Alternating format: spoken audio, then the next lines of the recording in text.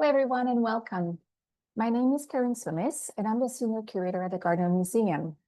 Welcome to our annual Diane Wolfe Lecture, which is presented as part of the Gardiner Museum's annual lecture series. A few notes before we start. You will notice that your mics and videos are muted and that the chat option has been disabled. There will be a Q&A at the very end of the talk, so we invite you to send in your questions throughout the lecture using the Q&A function at any time during the talk. Please note that this program is being recorded and that it will be made available at a later date. Although we are meeting virtually today, I'm joining you from the Gardiner Museum, which operates on the ancestral and traditional territories of the Mississaugas of the Credit, the Anishinaabe, the Chippewa, the Haudenosaunee, the Wendat, and is home to many diverse First Nations, Inuit, and Métis peoples. The community we work in is home to many Indigenous peoples from across Turtle Island, and we are grateful to have the opportunity to live and learn on this land. It is a pleasure to welcome our speaker today, Dr. Maria Fernanda Ugalde, who will present a lecture entitled Collections from a Gender Perspective, How Archaeological Objects and Approaches Speak about Patriarchal Practices. Dr. Ugalde is an Ecuadorian archaeologist who obtained her PhD and MA degrees from the Free University of Berlin. For 15 years, she was senior professor at the Pontifical Catholic University of Ecuador. At the university, she directed the Department of Anthropology. Since 2022, she's been the curator of the Art of the Americas at the Museum Rietberg in Zürich, in Switzerland. Her main interests and most recent publications have focused on pre-Hispanic iconography, gender relations in archaeology, and public archaeology. She is currently conducting archaeological research on the coast of Ecuador and working on the curation of a major exhibition on Amazonian archaeology. Please join me in welcoming Dr. Ugalde. Thank you very much, Karen, and hello and good afternoon to everyone. Thank you so much for joining. I am very happy to be here, and I will present this lecture trying to summarize some of the ideas I've been developing and working since about 25 years. And many of these ideas also have been developing and growing, working together with many colleagues. So I will mention them during the lecture because it's important to remember everything is a team work. And I am really thankful to all these colleagues or friends who allowed me to develop all this research. And this research also is based on working with many different collections over lots of years, at least 25 years, in different places of the world, mostly in Europe, in Latin America, looking at the objects once and again and again. So in this way, I also want to sincerely thank Gardiner Museum for the opportunity of also getting to know this beautiful collection on Latin American and also on Ecuadorian objects, ceramic objects in this case, and to include them in my research I now want to present to you. So as you heard, the title of the lecture is Museum Collections from a Gender Perspective. I have been working since my PhD on iconography.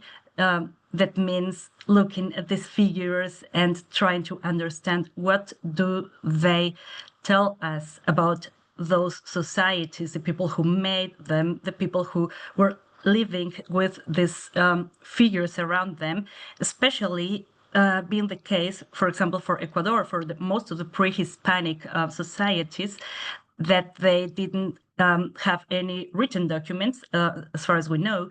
So it's very important. I understand iconography as a medium of transmitting messages and ideas in a very massive way.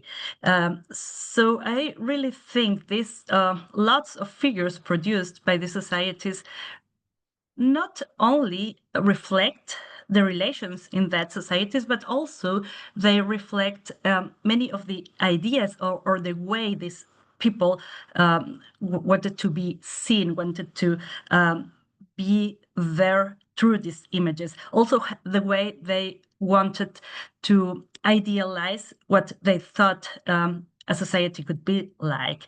And that's one very important issue in this lecture. And I also want to say this lecture is organized in two parts, which are connected to each other.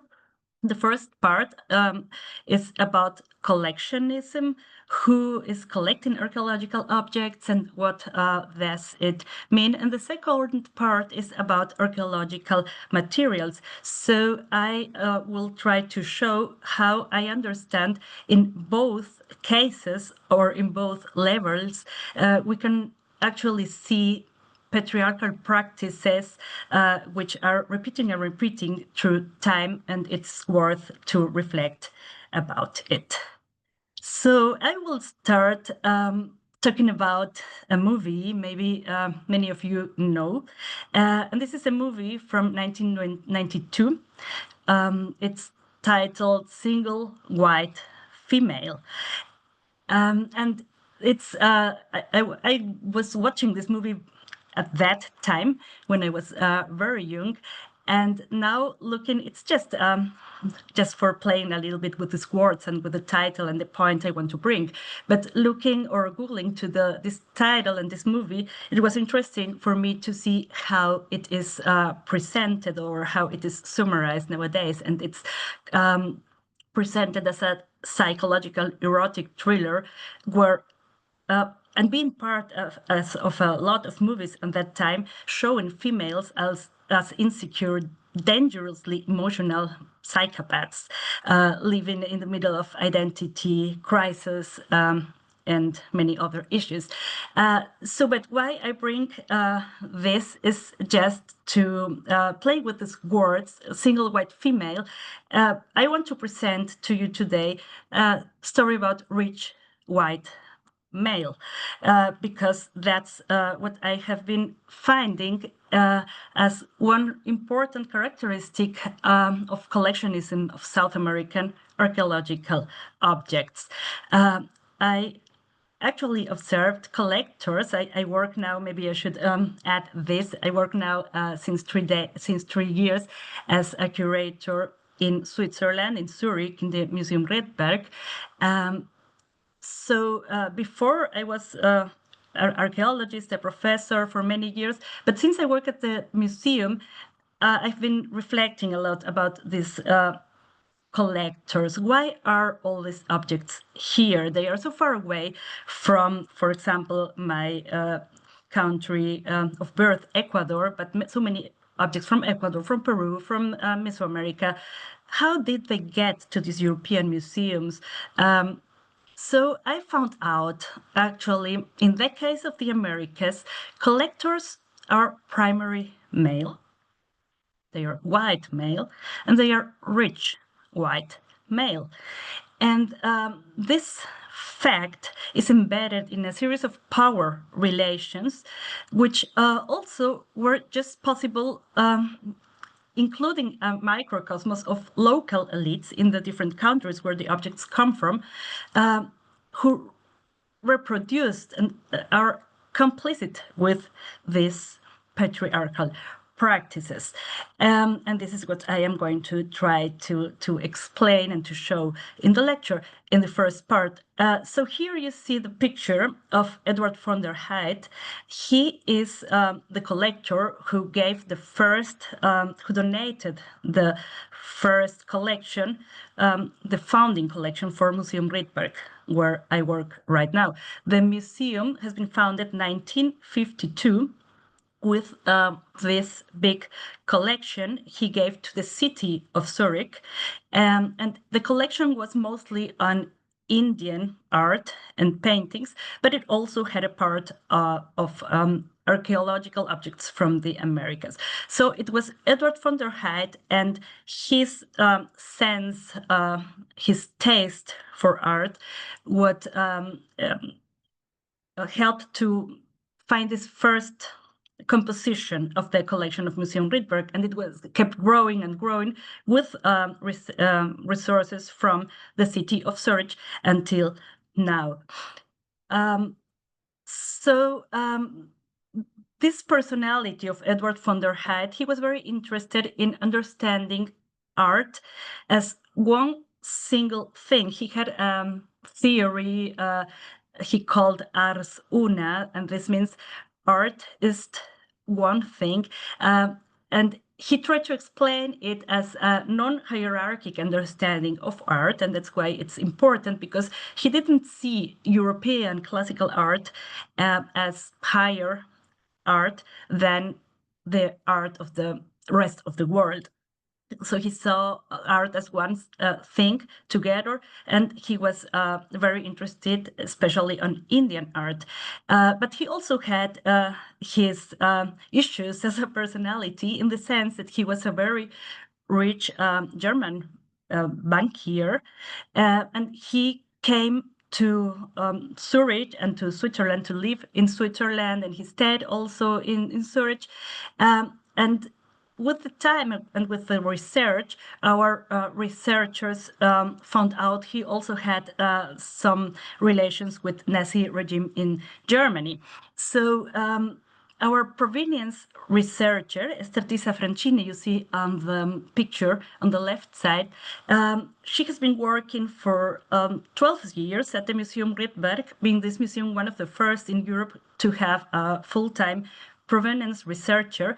And this is part of this tendency, this very important tendency in Europe, where European museums are trying to make their origins transparent and to put openly what is necessary to criticize and to know. So one very important way to do this in our museum, it was Esther, together with all curators of the different regions, they made, that was before my time, that's why I speak in past and not including me, but they made in the year 2020 this big exhibition, Wege der Kunst, Pathways of Art. And this exhibition was focused on exactly transparenting our own collection. For each of the regions we work with, or we have a collection, she did a big research on important documents, correspondence, invoices, and so forth. And inside of the rooms of the museum, as you can see in the picture, the museum has a beautiful classical building. They included these parts with these reflections, with these questions. Why are the objects here? What do we know about the way they came? What are the stories behind this movement of the objects? So the starting point of this provenience research was questioning the relations of Edward von der Heydt with the Nazi regime, but later, and it was published and everything, but later the focus was on the broader collection and on the colonial context, the possible colonial context around the founding of this collection. One of the very, very important highlights in this way of the research was, for example, the BIS, Bronze Objects from Benin. That's a big project where our colleague, the curator for Africa at our museum, Michaela Oberhofer, she had this initiative and contacted 7 other museums in Switzerland, and they started to look for these Benin bronzes in our collections. And they started a big research together with many museums and the Ministry for Cultural Issues in Nigeria, in Benin City. So they did a joint research to establish, for example, which or how much and which exactly of these objects have been actually stolen.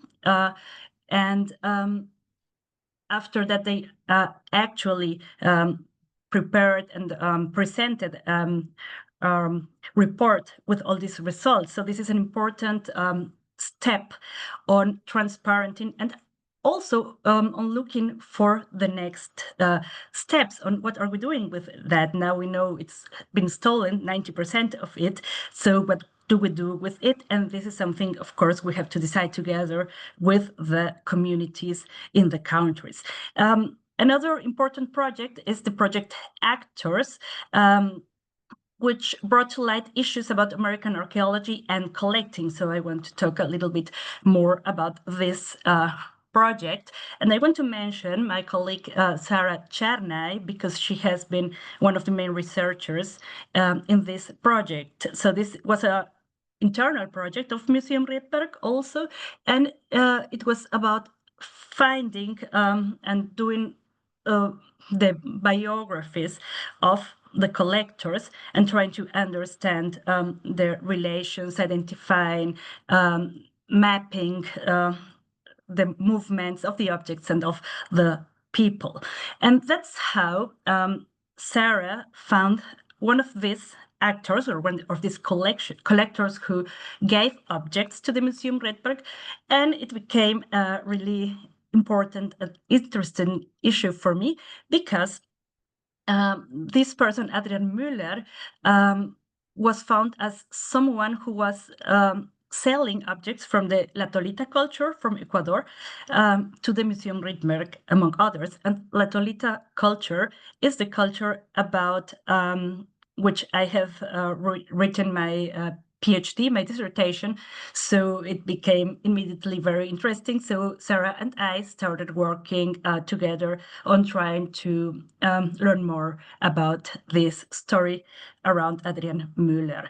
But before, I just want to mention some another example at least, because although I will focus on Müller, I want to say this is not isolated thing, but there are many examples of these Swiss collectors, Swiss museums, where similar, in a way, similar things have happened. So, for example, I want to mention this one collector, Guillermo Schmidt Pizarro, who was a collector from Germany, Peru, who actually fragmented lots of ancient textiles and sold them to different museums. After that, I will talk about Adrian Müller, and I want also to talk about these different relations between many different men deciding the destiny of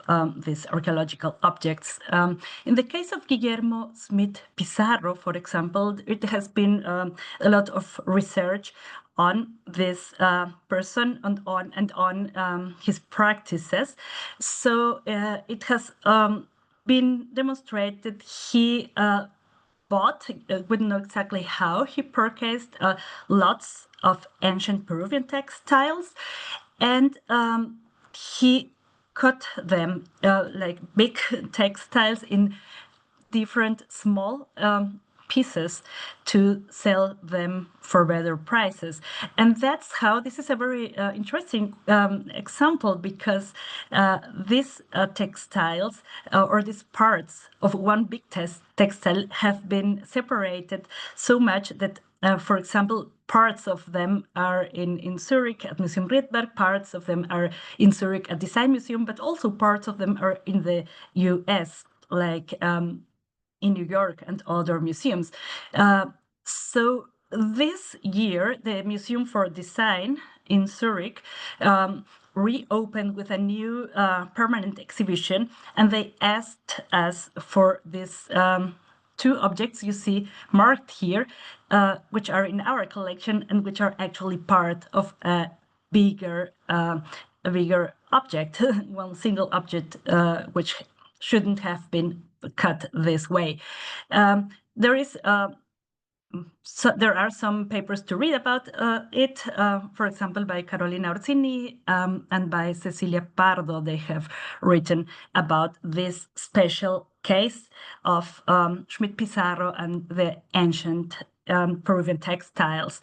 In the case of Adrian Müller, there hasn't been anything researched and published yet, and that's why it's very interesting for me and for Sarah to research more and to write and present this.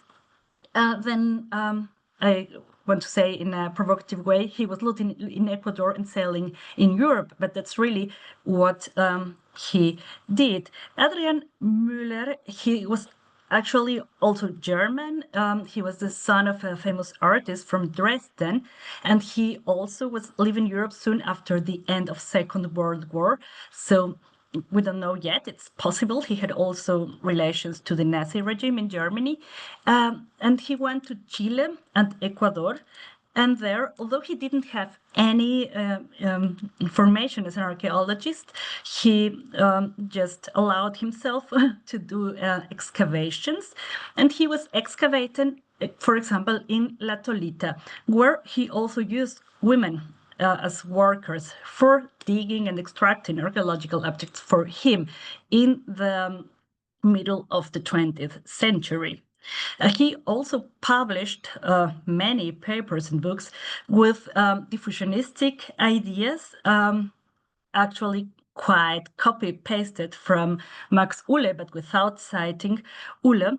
And he also was looking for contacting the elites in Ecuador and in Chile, but we now know more about what he was doing in Ecuador. And we know he found these good relations inside the Ecuadorian society of the moment, inside the white elite of the Ecuadorian society of the 50s. And that's the way how he obtained the permissions to remove the artifacts from the country, through these personal influences and also through lies, which are documented and written, as I will show. And it's also important to note one of the motivations is for sure, or was for sure, his desires to earn money because he was selling the objects afterwards in Europe. But at the same time, he was desiring to impose his ideas, his notions about art. So here you can see one picture of him, and this is the first page of one of the papers he published in 1953, I think, about the island La Tolita. And the figure you see there is one of the objects he sold to Museum Rietberg. In this publication, in this paper, you can see he actually publishes the pictures and mentions he was using Afro-Ecuadorian women to excavate for him in very difficult conditions, as you can see in this picture in the left side. And he explains also in this two paragraphs I am quoting here in German, and in the right side, he explains in a very unrespectful way about human remains. He was finding in the way he says, I have asked these persons at La Tolita to look specifically for deformated skulls, and I didn't have to look to find those deformated skulls, but just some loosened bones, which I can't use for nothing in that way. So in this picture, this slide was elaborated by Sarah Charnay, and here you can see what he did with the whole things he brought from La Tolita. So first he conducted these diggings, these excavations. Then he made many different deals with people in the government and in the elites of Ecuador at that moment. And he writes everything down, and that's why we actually know. He wrote that he convinced even the president of the Republic at that moment, Galo Plaza Lasso, that he should bring these objects out from Ecuador to Europe in order to show in Europe how beautiful aesthetically are these objects from this country, these ancient objects.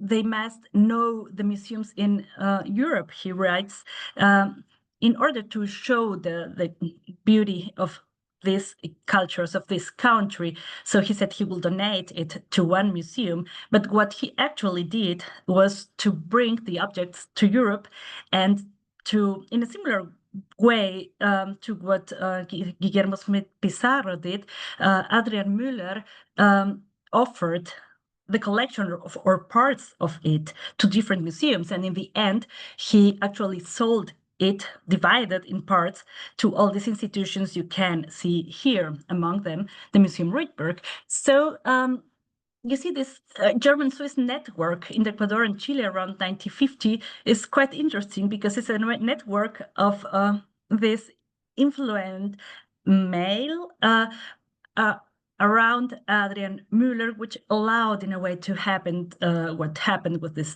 objects.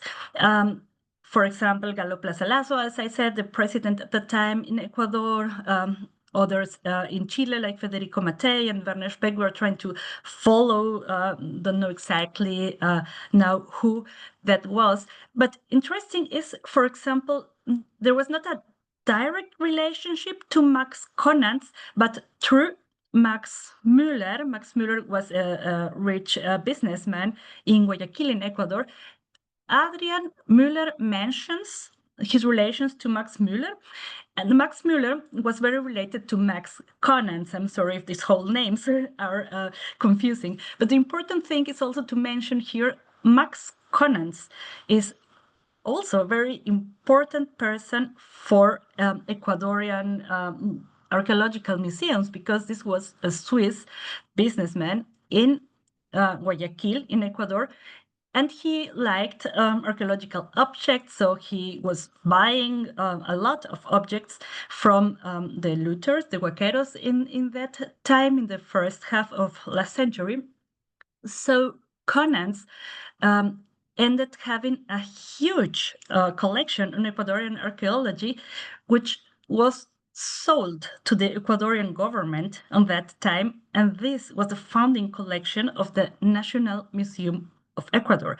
So it's really amazing to see how a Swiss businessman was selling this Ecuadorian heritage to the Ecuadorian nation. And that was the starting of the National Museum in Ecuador.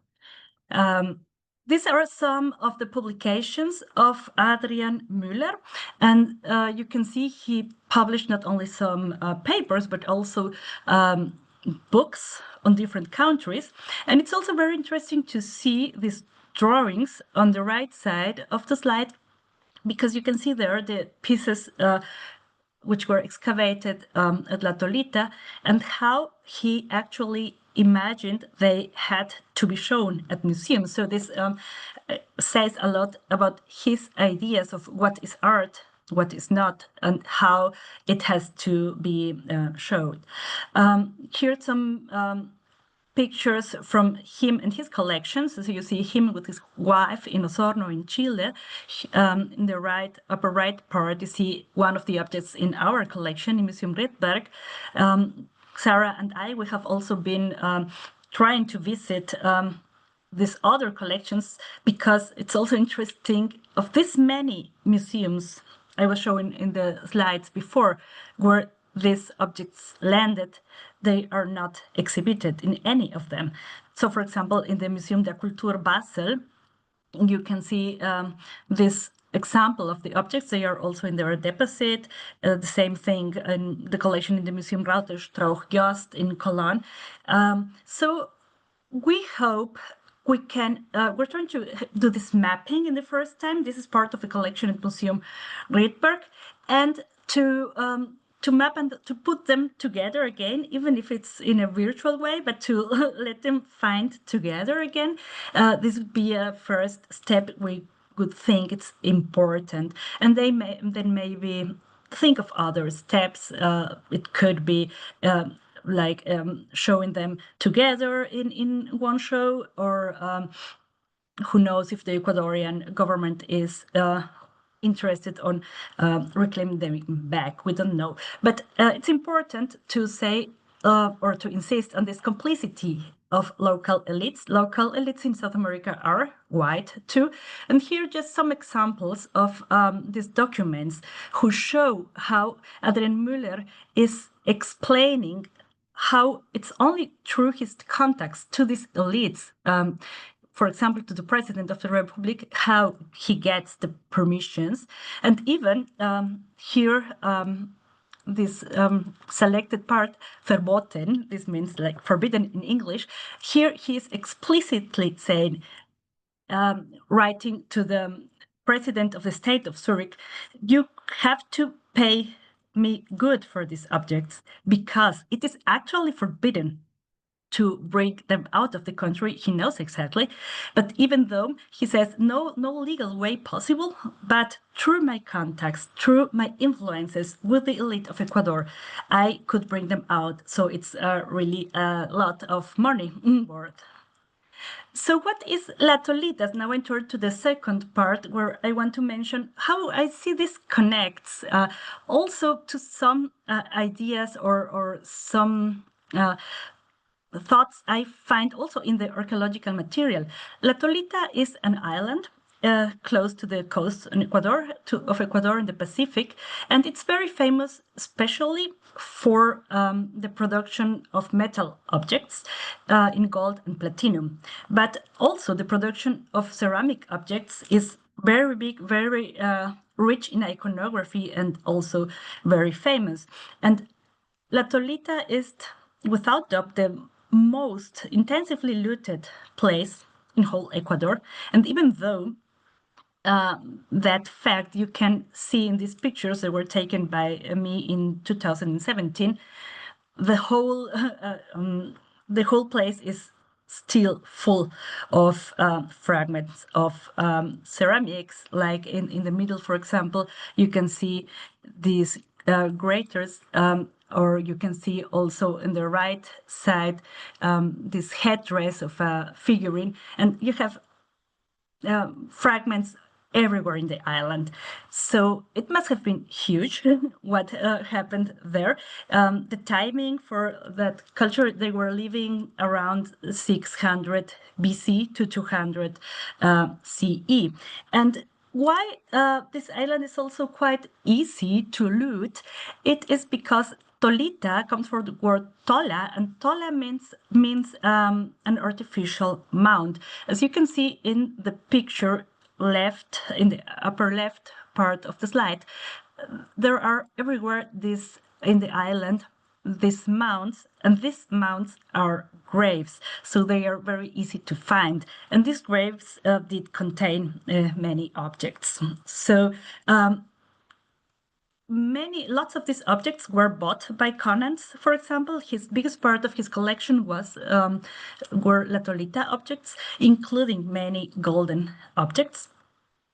And it was known very early, already in the 20s, that, for example, Max Uhle came to La Tolita, and also that people started looting and selling. And one very famous example, and one of the earliest mentions, is by William Farabee from the Pennsylvania University Museum, who came to Ecuador. He bought this whole a lot of objects and brought it to the museum, where it is still today, and it is not exhibited. And it contains lots of beautiful golden objects, but also so much story. It's very important because this is one of the few groups of objects where we know they were together in this one ceramic coffin you see on the upper left part of the slide, and they were together with the human remains of a very young infant, as Farabee says in his paper. So what you see here, there are iconographically, in the first place, it's very interesting because many of these objects are related to the iconography of the bat, the man Bat or the Batman is a very important issue in Tolita iconography. And it's interesting to see this pectoral, for example, just near the coffin.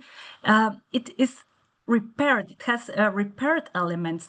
So this shows us the object was not just produced to be put in the coffin, but probably it has been used, and it has been used for a long time. And the fact that the person who was buried here with these objects was a very young infant, it tells us about the possibility of a heritage of the whole being a heritage pieces, for example, for a family. So we have here many elements, and in the center we have this looting as a big problem, and a couple of men, most of them European men.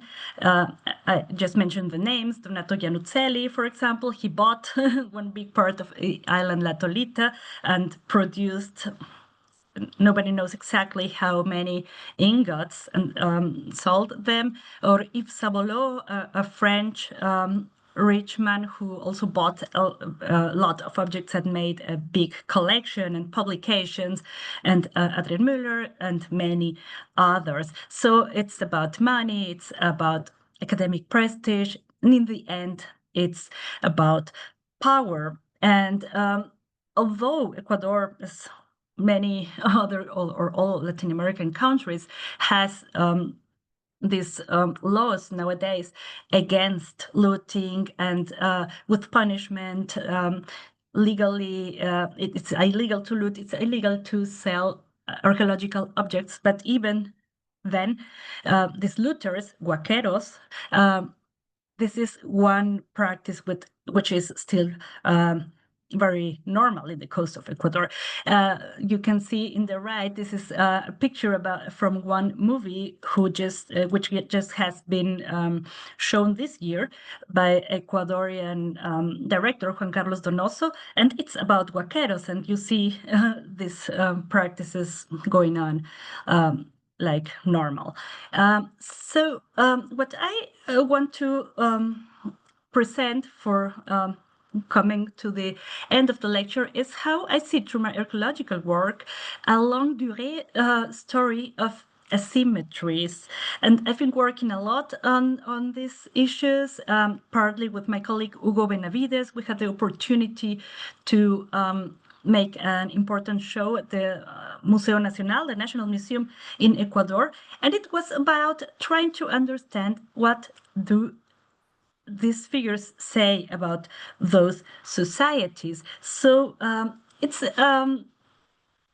important to see this longue durée because Ecuador has the longest tradition of presenting human figurines, starting with the Valdivia culture, 3500 BC, and ending probably with the coming of the Spaniards in the 1500. So it's a 5,000-year-old tradition, and so you can see and compare in a diachronic way.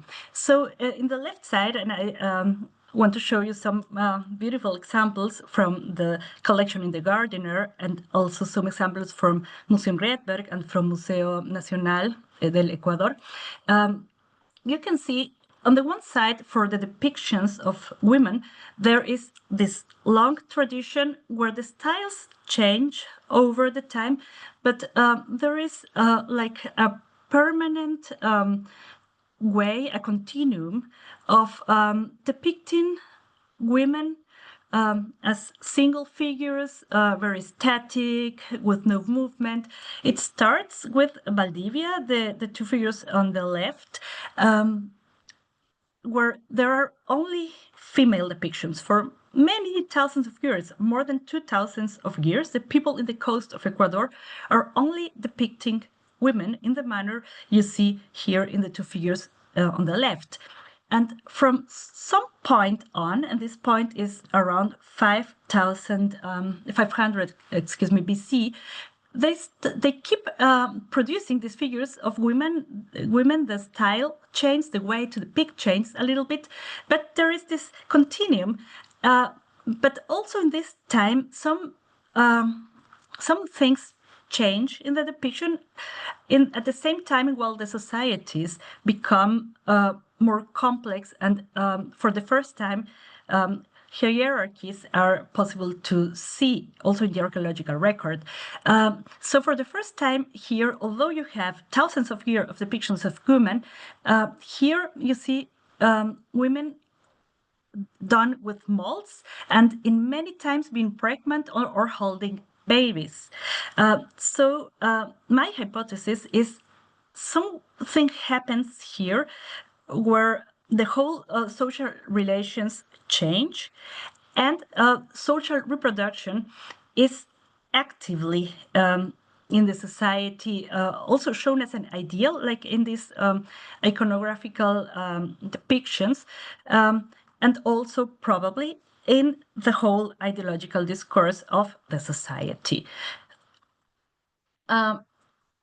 At the same time, and starting on this point, and that's really interesting if you combine both facts, the way they present male is very different.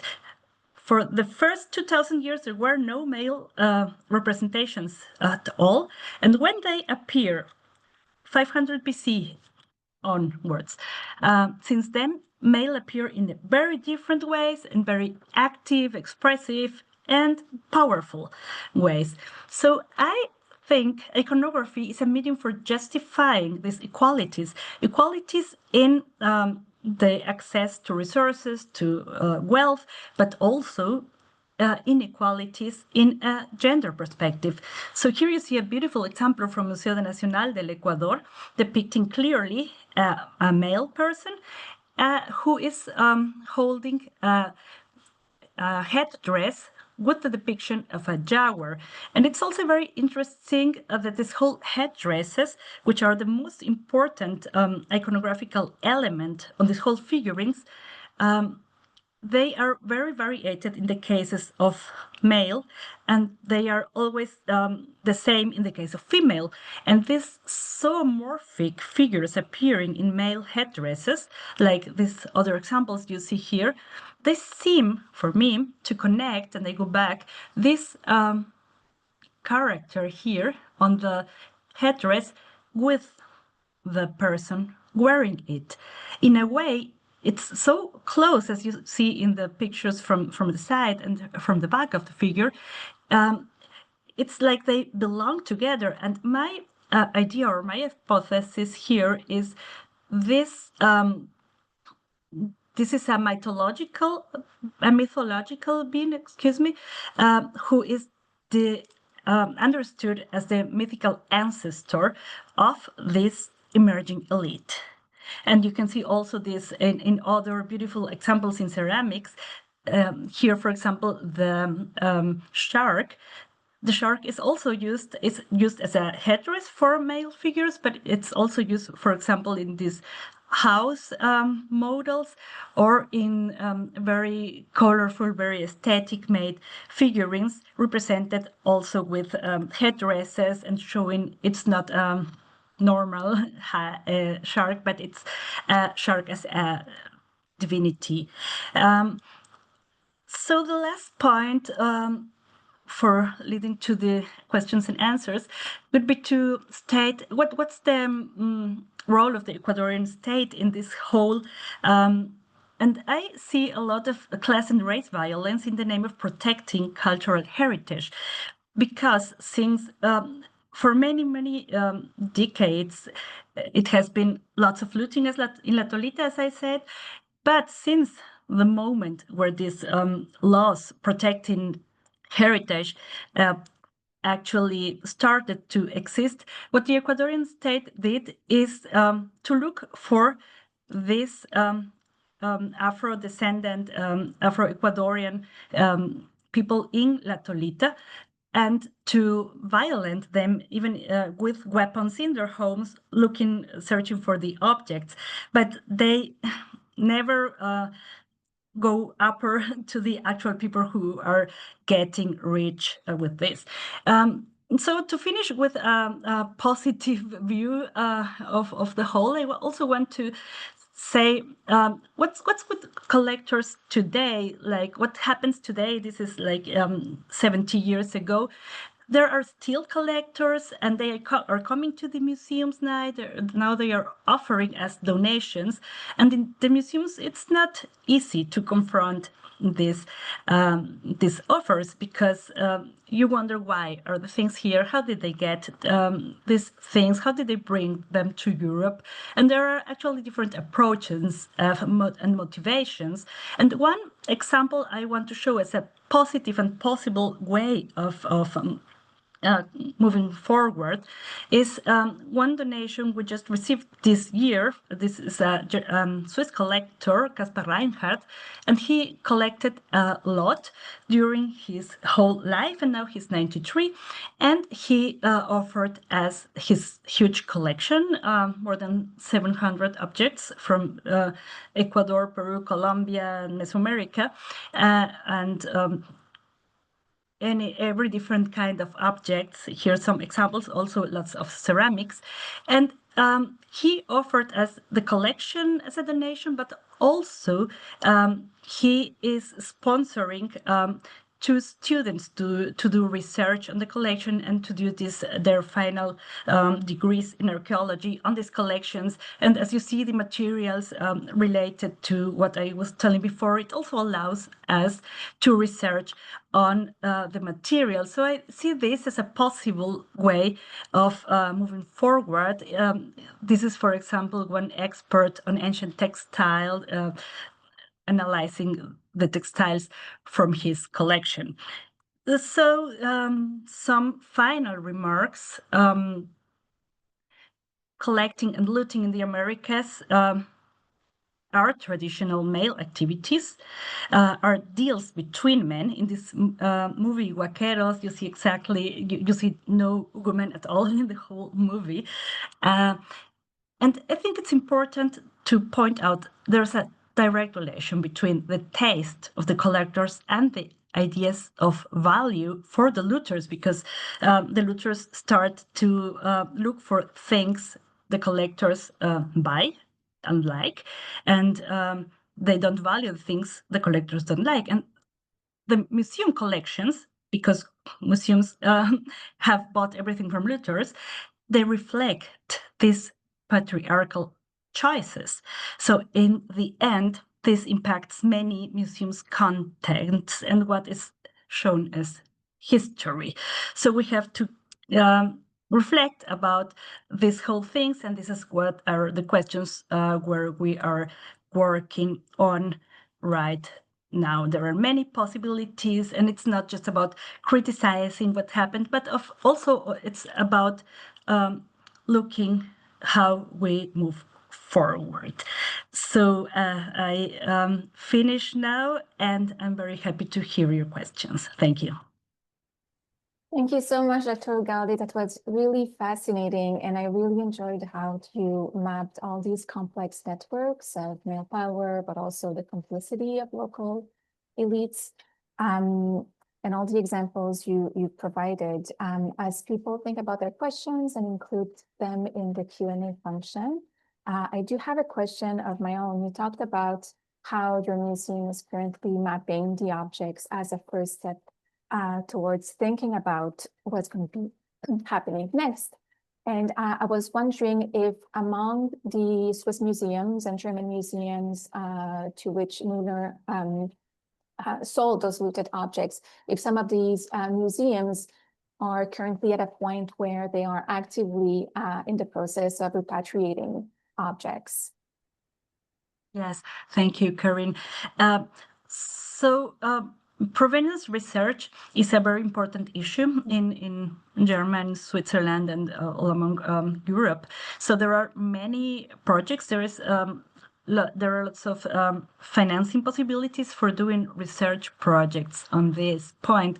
So the way we hoped for in this example, in this case, to do this mapping together is to finding out on reaching out by at these museums and, for example, making photographs of the whole objects and trying to put them together again and maybe to show them together as a compound.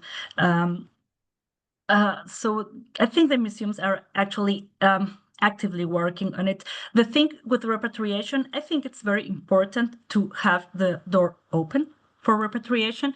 But from my conversations also in Ecuador and in Colombia, the countries are not necessarily seeing repatriation as the only possibility of collaboration. So I think we need to see the bigger picture and think of many different possibilities of collaborating with the countries and the communities. Repatriation is absolutely one, but there are many others.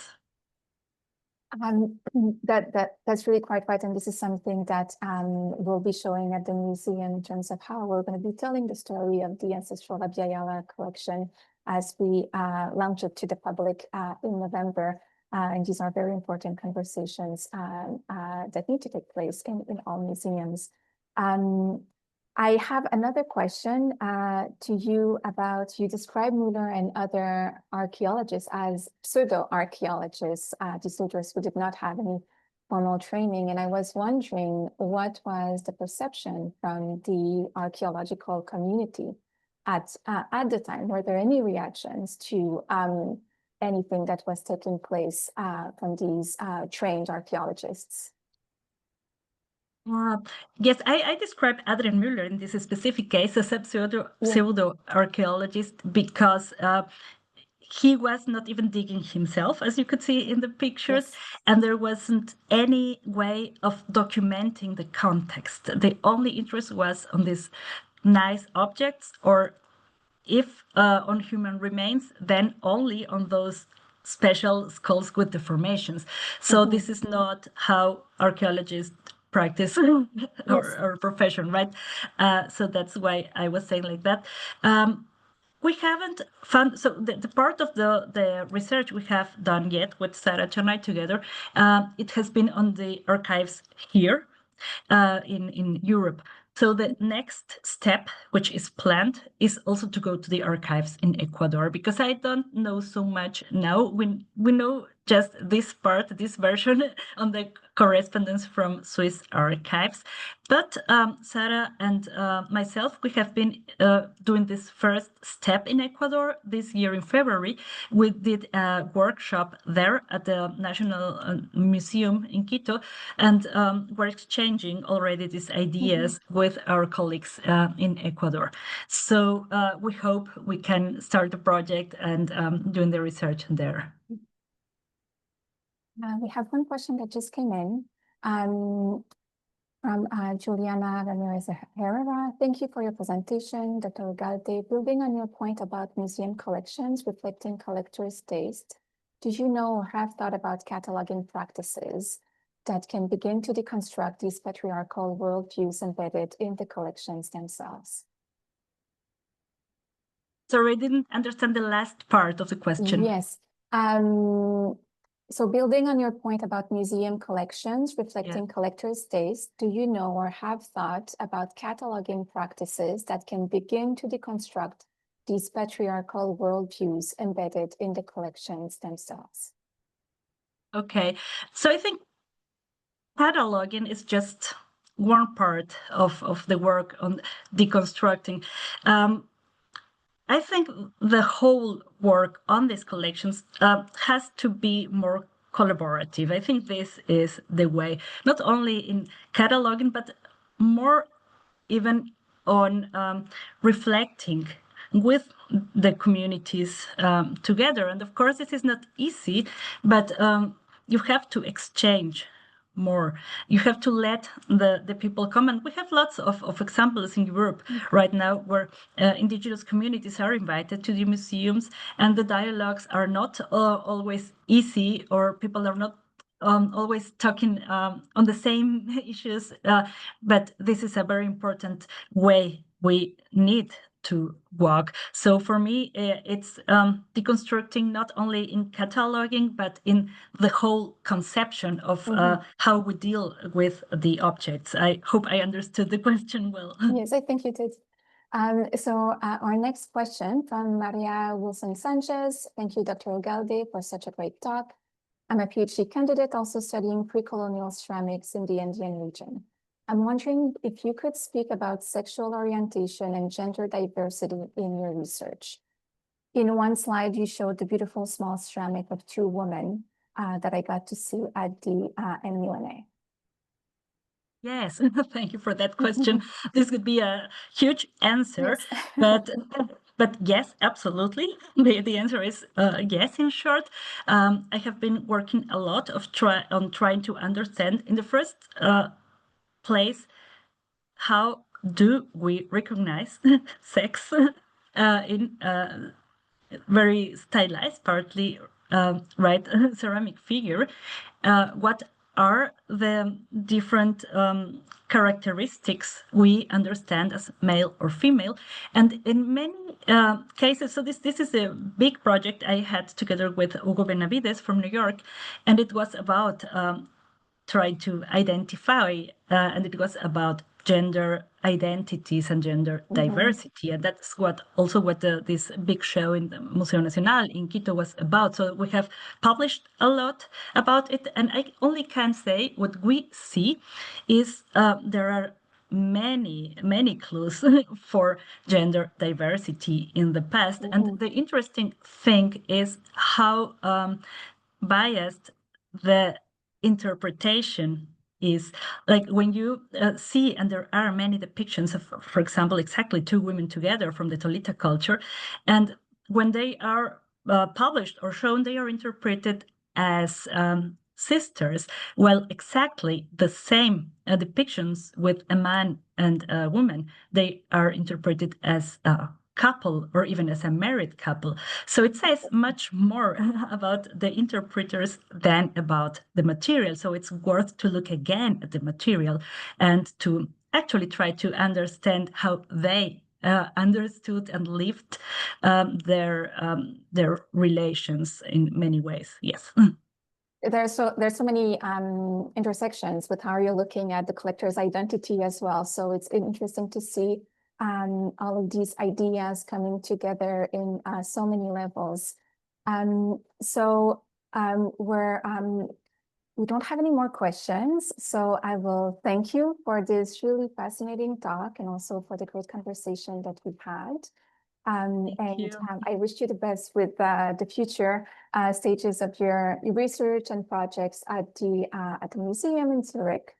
I would also like to thank everyone for joining us today. For any information about our upcoming programs, I will invite you to visit our website. And for those of you who are in Toronto, we look forward to welcoming you to our newly renovated ground floor, which unveils in early November. So wishing you all a great day. Thank you very much. Thank you very much from my side too. Thank you.